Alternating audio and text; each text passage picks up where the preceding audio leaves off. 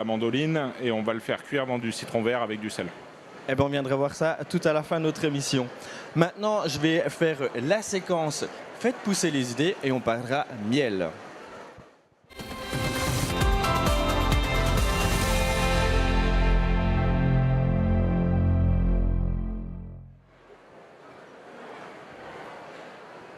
Pour Faites pousser les idées, on va parler de miel. J'accueille Fethi Shamsi.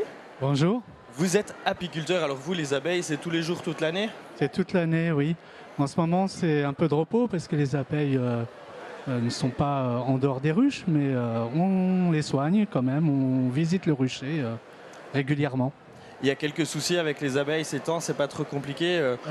On entend parler de maladies, de ravageurs qui viendraient dans les ruches, c'est pas trop compliqué ces temps? Oui, d'année en année, c'est de pire en pire. On a une mortalité assez importante en France. On connaît quelques facteurs, hein. Il y a le frelon asiatique, il y a la météo, la sécheresse, trop de pluie, et puis d'autres facteurs aussi, comme les pesticides. Et vous êtes dans la Sarthe, vous m'avez dit. Quel type de miel on fait dans la Sarthe? Dans la Sarthe, on fait beaucoup de toutes fleurs, 1000 fleurs. On fait du tournesol, on fait du colza, on fait du châtaignier. Voilà les principaux miels. Un peu de tilleul et on peut aussi récolter du miel d'acacia. Excellent. En préparant cette émission, on m'a dit que vous êtes tombé dans le miel quand vous étiez petit.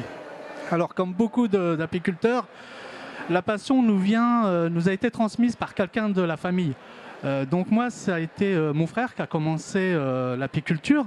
Et en allant l'accompagner dans les ruchers, j'ai appris les techniques, j'ai appris à aimer les abeilles, à aimer toutes les sortes de miel. Et puis aujourd'hui, je suis indépendant, Présentez-nous autonome. quelques-uns de vos produits parce que moi j'ai vu que vous n'êtes pas que du miel. Oui, il n'y a pas que du miel. Alors, il y a du pollen, il y a de la propolis, il y a de la cire, il y a de la gelée royale.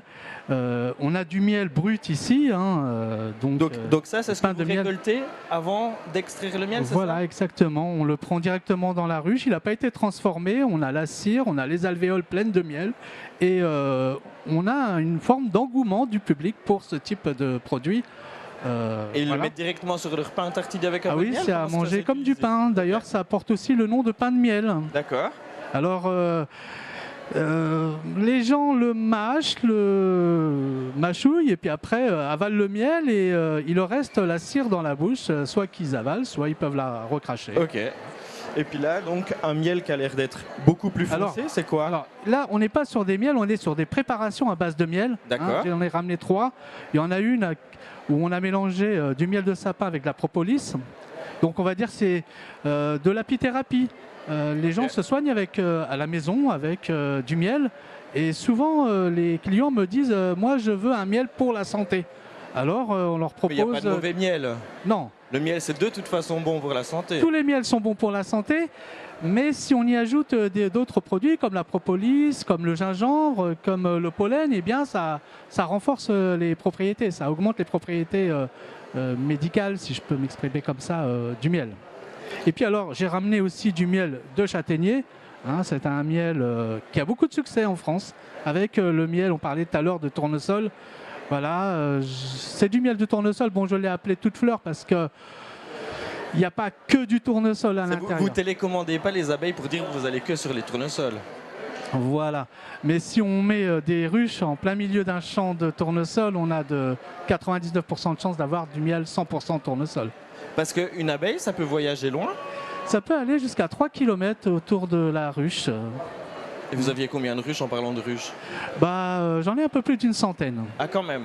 Alors, il faut savoir, on parlait de mortalité tout à l'heure.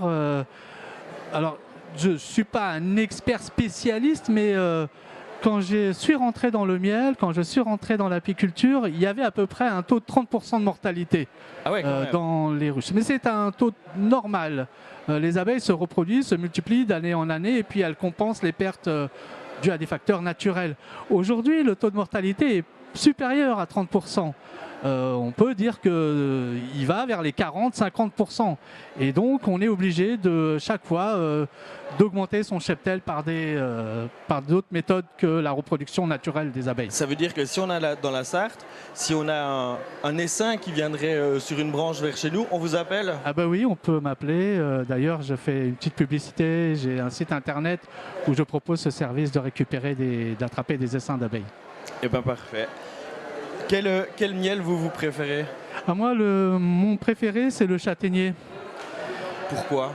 Parce que je crois qu'il se marie bien avec le beurre et puis le thé aussi, le matin au petit déjeuner. Vous faites aussi quelques pâtisseries de miel ou c'est ce que vous vendez principalement? C'est du... Alors, non, c'est un projet, faire du pain d'épices, mais c'est encore en projet parce qu'il faut le matériel et l'espace pour ça. Eh ben merci beaucoup. Je vais retrouver mes invités pour continuer de parler des abeilles. Merci.